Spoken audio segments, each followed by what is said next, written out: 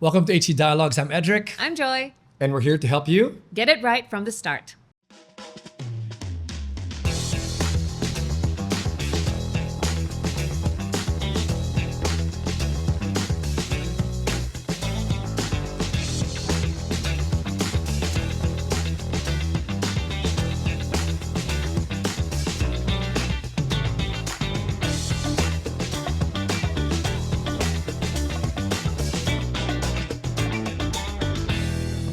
Great. So we have round two with the Lozadas, and if we could have three, four, five, there's so much. I mean, we've known you for many years, but when you hear details, you're like, talaga?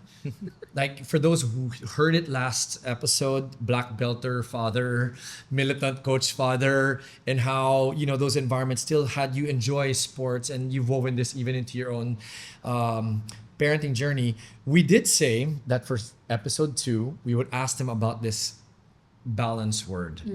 You said that it's so important that you're able to create balance, and because you homeschooled, you're able to do that better. So maybe let's start off with that. I mean, Pepper, since you seem to be more on the ground with the learning, how did you strike that balance, and what does it really mean to be balanced in your parenting and homeschooling? Yeah. So my kids, my two older kids, were in traditional school. So I love the school, but then I felt that it was just too focused on academics, and I wanted them to explore other stuff. Like I saw one was good in drawing, the other one was into sports, and the other one was into like music, and I want them to have more time for that. And if I, just let them focus on academics, sayang the other aspects, their talent, it's gonna go to waste. So when we were introduced to homeschooling by Edric and Joy, we said, they have a point. Teachers, we're teachers. Why can't we teach our children? But I had to really pray about it because I wasn't a very good student. Like, mind you, 75, I was so happy already. Like, I could barely reach 80. 75 is the year, by the way. So It's sorry. not a grade, I was just it's a year. stressing a point. No, I'm just kidding. I was a stressing point. Yeah. So homeschooling, I saw that you don't have to be academically inclined. It's good for me, like kids like me who doesn't really do good in school. When you bring in sports or music or whatever you like or you're passionate about, it brings balance because it's not just all about academics, but you also excel in other areas.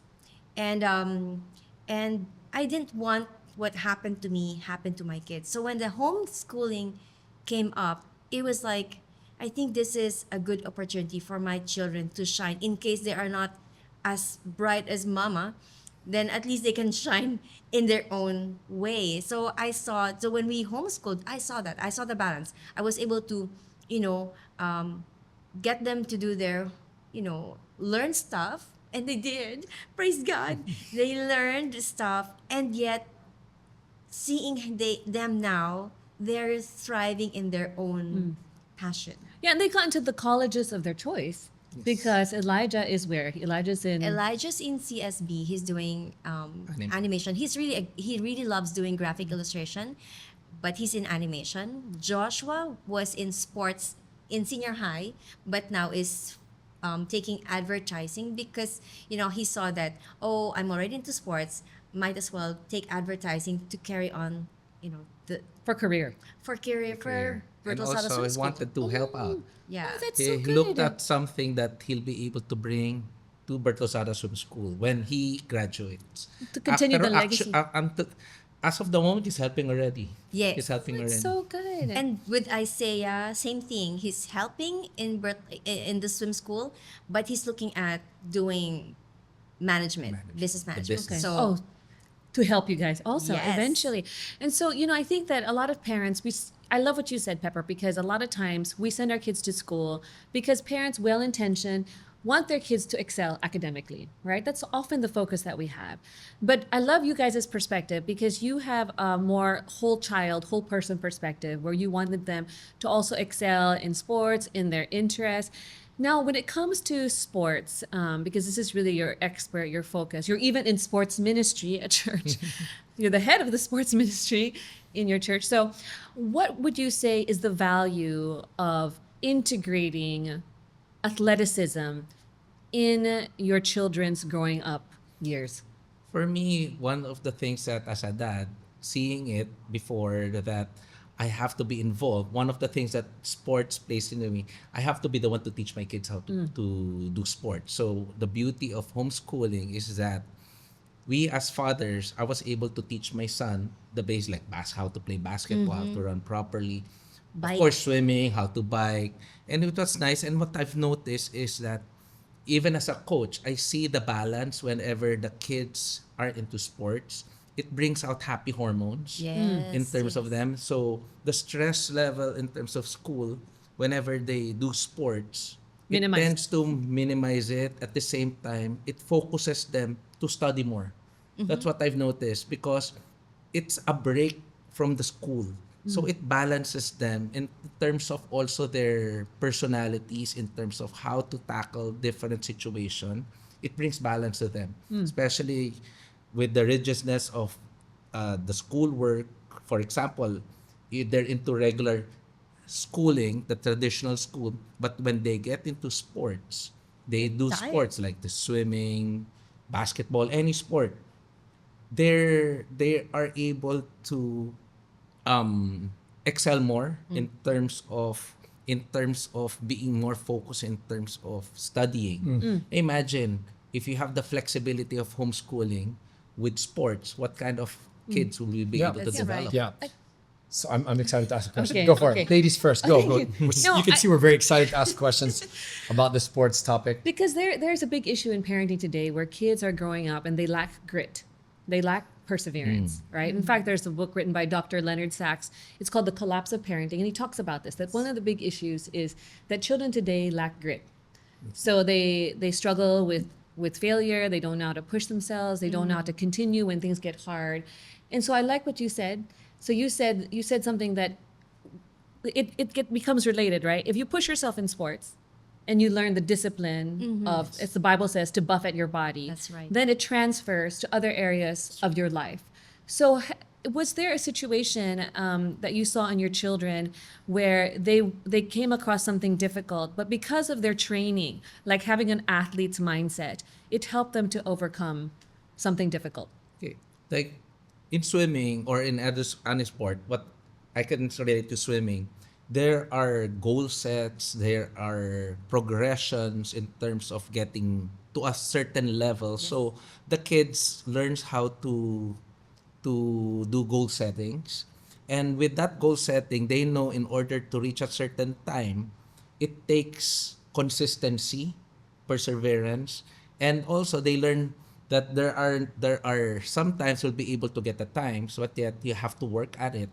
It translates already also to their current life wherein whenever there's a problem, it's easier for them to adjust since they've been doing it regularly in sports. Whenever there's a hard problem, they put on their problem solving skill like whatever they do during training, how That's we're right. able to do this, they relate it also to whatever it is that they're doing in life.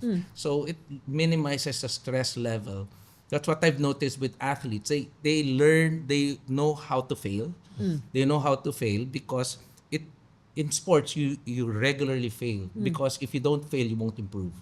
Because failure is something that we teach as coaches as well, and the kids learn how to accept or Failure. to learn from failure and eventually adjust and improve themselves. Yeah. The same case with schooling or in life.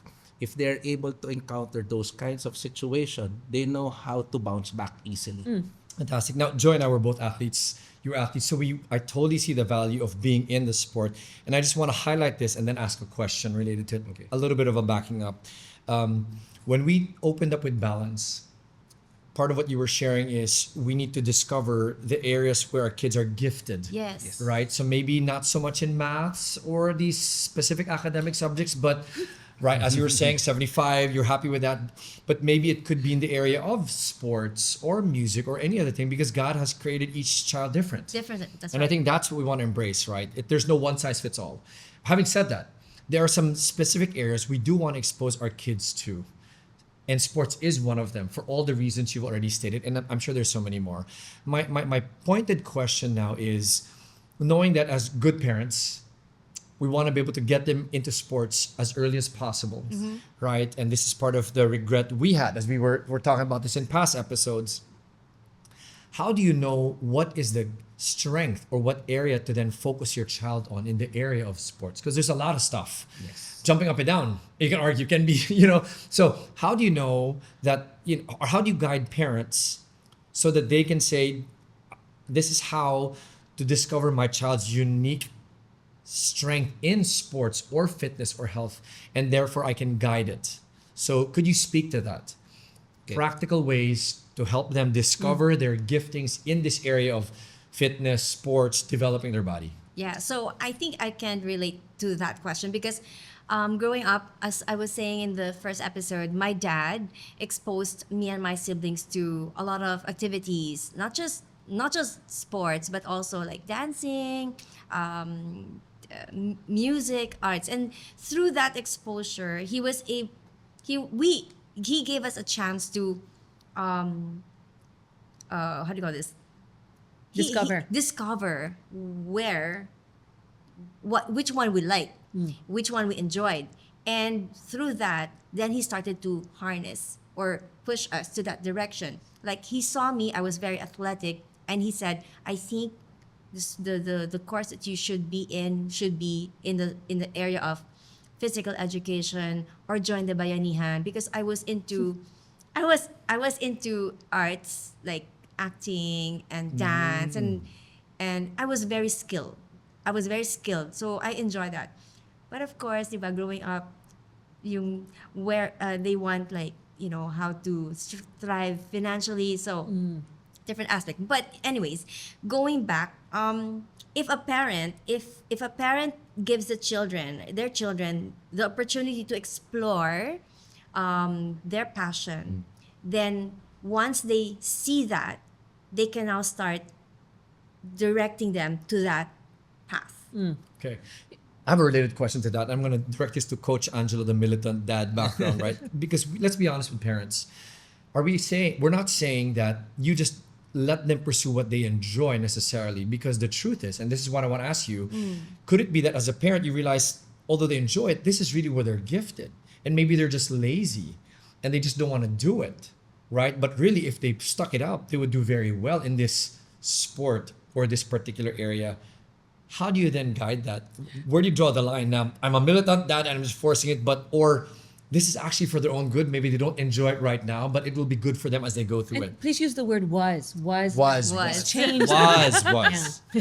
You were militant, right? You Yeah. learned. So, bro, please. So what I know, whenever I talk to parents as well, whenever they ask me, Coach, how do you now, will I let my kids stay in swimming at an early age? I always tell them, no, expose them to at a young age, expose them to all of the different sports. Specifically, what sports, Coach? Whenever I ask, I told them, okay, you have the swimming skill, which is very important. It's a life skill. Put them into something that's a team sport, like football, soccer, and one martial arts. So I always tell them to expose your Dance. kids. Yeah, dancing. So I always tell them, expose them while they're young. And eventually, as they get older, you'll see where they're good at. But take away the expectations, because if you force kids to do something, that's the way we teach as well. We don't force kids, we entice them.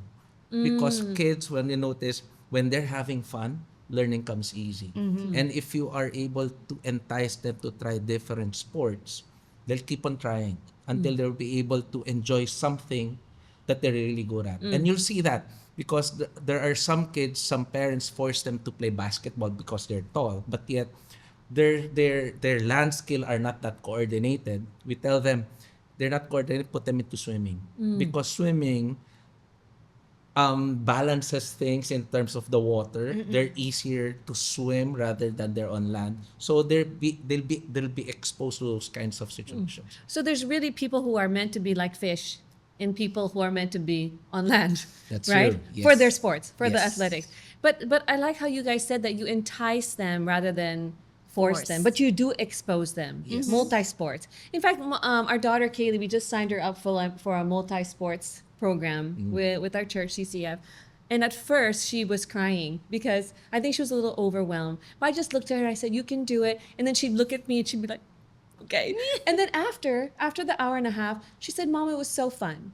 And so I realize sometimes if we're too soft on our kids also because we feel like, oh, maybe they're getting stressed, I won't push them. I think there's a way to balance, right? Where you encourage them, but you don't cater too much also to like, oh, are you having a hard time? Okay, it's okay. So you as parents, you had to wear both hats. You guys are coaches, but you also love your kids. So Yes. how did you make sure that you weren't super hard on them, but then also how do you entice them, as you said? How do you entice your own children to be exposed to sports and to enjoy it? I think the one word Joy is landing on is motivate. Yes. Motivate. How do you motivate them to keep going? For example, they enjoyed it for 2 years and they're really getting good. And suddenly, ayoko na, I don't want to do this anymore.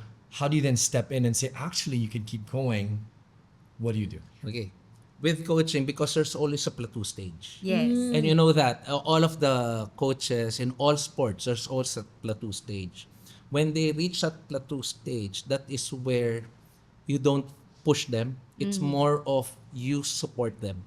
The support comes in wherein you sometimes you step back a bit, but yet you have to balance it. But you have to steer them, not to quit. Yes. And that's then right. ask the coach to further explain, because it's not you now. At home, you have to wear the parent hat. You have to be the one supporting. You shouldn't be wearing the coach's hat whenever they reach that stage. It's more of the support that even though I'm feeling this way, my mom or dad still loves me. So the expectation of them being into the sport wherein it's forced will be gone. It tends to make them stay longer as long as there's communication between the coach, the parent, parent. and the athlete. Yeah, I'd like to share also. There was a time when I say I didn't want to swim anymore. As in, he's like, I don't want to swim anymore. It's like he was so demotivated. He didn't want to push through with it. And he said, okay, so take your time. Don't, just take it easy. It's like, take a step back and just, just enjoy it. And we didn't push him to train, but we still had him swim. Like, just swim, but we're not gonna push you to like how it was before. And we communicated also with the coach.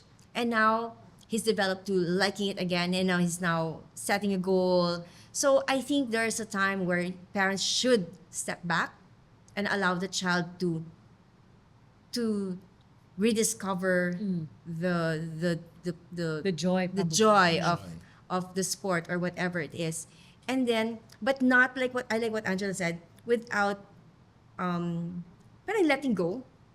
You still steer them to that direction, because as a parent we know what's good also for them until to the age that they really have to decide on their own. Great. And I want to maybe wind down our conversation because since we love sports, there's so much more we can ask. Let's flip it around a little bit, right? We're talking about how to keep them in the sport, for example, and encourage them, assuming it's God's gifting and maybe it's just a need for them to refresh and see the joy of it again. But even in bigger headlines, right? In recent Olympic events, some elite athletes who lost that joy and stepped back and then came back and just did amazing. Yes. Part of the question I want to ask, and as we wind down, is the flip side of what if they're too engrossed in the sport? What if the parents have pushed them so much Their sense that of the identity, balance and the identity even is gone, right? Because it's all sport. It's 90%, this is your life, this is who you are. And so if you fail here, you're a failure. I mean, even without saying it, some of the students, some of the kids, some of these athletes could have been there. So how do you then restore and say, wait a minute, sport is not life, although it's important, it's part of it. How do you create the balance where they don't get too much into it and they're still healthy in other areas? Any thoughts and advice? You want to answer that? Yeah. You. Yeah, me. Oh, me. Okay. I think from the very start, you have to establish the parent has to establish that your worth is not the sport. Your worth is not the achievement.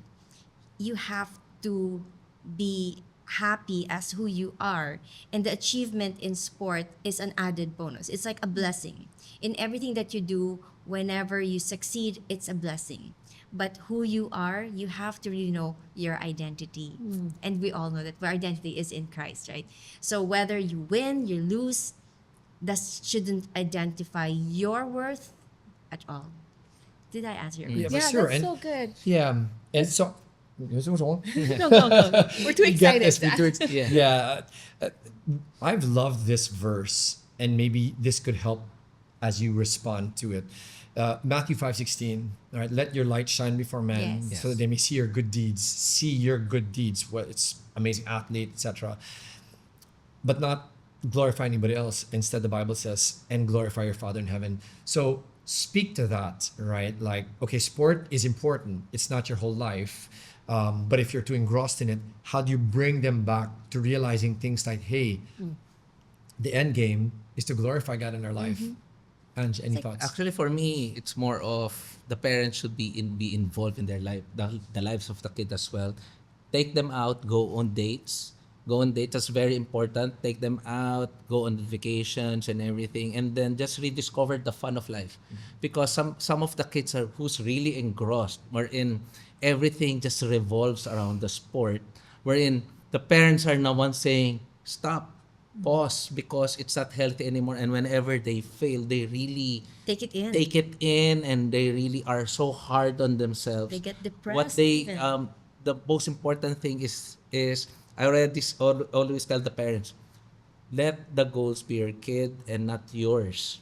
It shouldn't be expectation, it should be encouragement. But yet when the kids, as you said, reaches a point that where they expect too much of themselves already, wherein the parents are seeing the damage it's been causing, it's about time for them now to be able to bring them out, expose them to different stuff, like let them be involved in church activities, let them be involved in different organizations, and spend time, date, go out on vacation, even short vacations. It will mean a lot, so that the kids will be able to express themselves more, talk to them what their struggles are, and then your parenting hat will come in terms of trying to process those things that they're experiencing.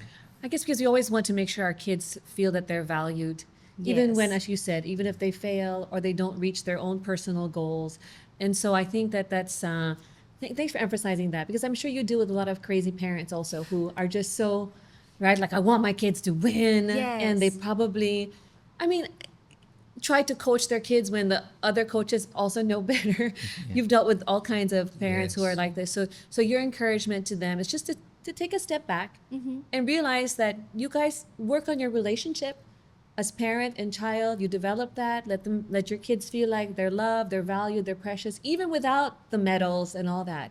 And then the kids have, in fact, sports psychology. I was just talking to my friend whose child is a champion golfer, that they're paid so much, these sports psychologists, just to come alongside the kids and talk to them, because the kids are dealing with all this pressure Yes. and fear. And so, but you're saying that it can be, as long as the relationship between parent and child is healthy, these athletes will still thrive. Yeah. And one thing I wanted to also maybe finally close our conversation with before the lightning round. Are you ready for this? Ange, in one critical moment that I had with my son when he was trying swimming. I In your cannot school. remember. In your school, your yes. I This is remember, why and I'm I landing know. on this. I cannot remember our conversation, but I think part of the encouragement you gave me as I was helping my son was to remind him of the why. Why is he doing what he's doing? Yes. Exactly. Why is he getting to swimming? Why is he pushing himself? And I think it's very important for us as parents to give it to them so that they understand why they are doing what they're doing. Does that make sense? And they don't get fully consumed with it. And in that critical moment where my son messed up big time in that swimming event, the why was, I'm going to push myself, not for me, not from my mom and dad, not from my homeschool experience, Yes. group, HG, or whoever, not from my church, but really so that they might glorify God in their life. Exactly. Right. And I think if that is clear, then that's what will help keep them going and will redirect where God needs, right? Or strengthen and stretch where God needs to as well. So thanks for that. I gave that to him, and that was what helped him take that experience of failure, turn it around, and finish the race as he still had to do. But then, as you said in our past episode, transpose that into his own now modern day real life challenges, whether it's in school or relationships. So I just wanted to add that. So thank you again. It's so important that we need to remind them of the why. Yeah. So I actually wanted to thank you guys because that moment for Elijah was very pivotal. she said the name of the son, by the way. Oh. I got that anonymous, but it's all right. It's all good. Because that was before he left for the U.S., right? But that yes. season of his life training under the Bert Lozada swim school, he really he learned how to really deal with hardship, with failure, with difficulty, how to bounce back. And it really formed, as you said, even some of the choices he's made even today. And so that's really the value. I think all of that they learn, even if they don't become like an Olympian, but there's so much value in Yes. exposing our children to sports, athleticism. Why No, are you I'm laughing? smiling because I also want to say that totally echoing what Joy is saying, but I want to argue that there's a lot of sports, but maybe not all sports are created equal. And I want to argue that swimming is actually Because you up were a there. swimmer. Of I'm course. saying Also a swimmer. but no, but He was a because swimmer. of the fundamentals that you're able to get and apply in other sports, right? So, true. but that's Yeah. not the point of our No, our I podcast, remember, right? actually, That's not the point Angelo of this topic. said to me, the thing too about swimmers is they can become, what did you say? They can become so proud about their physique because they really develop like muscles. Like body. even to this day, Elijah has an 8-pack No, but if you think about also just the most bemedaled Olympians are in in sport. swimming, right? Having said that, this is not a swimming focused conversation, but we're so This one. glad that we're able to share I that. want to close with Lightning this. round, babe, no, I'm go. going to close with this. This is so cool. Okay. Because you guys, I know you're training your kids in sports and you have trained a whole army of people who train kids in sports. But how do you yourselves model a healthy lifestyle to your children? And how important is this? I'm not just talking about making sure you guys are fit. You guys have not aged, by the way. But even does this trickle down to what you eat, how you sleep, and all these things? Actually, everything's about modeling because Yes. children, everyone listens more with their eyes than with their ears, right? So whatever we say has to be seen. And if we want our kids to be able to live a healthy lifestyle through sport, because we always preach about living a healthy lifestyle, get fit, be fit in order to serve more. So they have to see it in us. So they see us enjoying sports. We are with them whenever they into sporting events, like for example basketball. My kids, Joshua loves basketball. Isaiah loves basketball. He wants to watch basketball game. I join them. So it's basically more seeing us do the things that we want them to do, but eventually they won't be doing the exact same thing, but they will have their own way of being fit. That's the most important thing. Seeing them move, for me, is the most important thing. But modeling really plays a very crucial role. Like for example, eating, nutrition. We don't really drink soft drinks, so our kids don't drink Us soft drinks also, as well. we don't Yeah. drink stuff. Wow, Yeah. give So- me 5. So that's how, but we explained it. They tried it a bit, but yet, especially Elijah, no, don't like it. Even alcohol, we exposed them. It's okay to be occasional drinkers, but yet the harmful effect, we also We explain explained it to to them. them. Elijah doesn't even want to taste. Really? Yeah, that's and how that's rare. He's in college. It's rare. It's Yeah. rare. He I doesn't like told the him, taste. doesn't like. Don't push He it through. tried, Yeah, he but tried. he He said tried, but doesn't like no, it. it's not me. It's not me. So it's really very important to start off the habit at a very young age. But again, we always tell the parents, it's never too late. Yeah. It's never too late. You want your kids to get into sports, have a sport.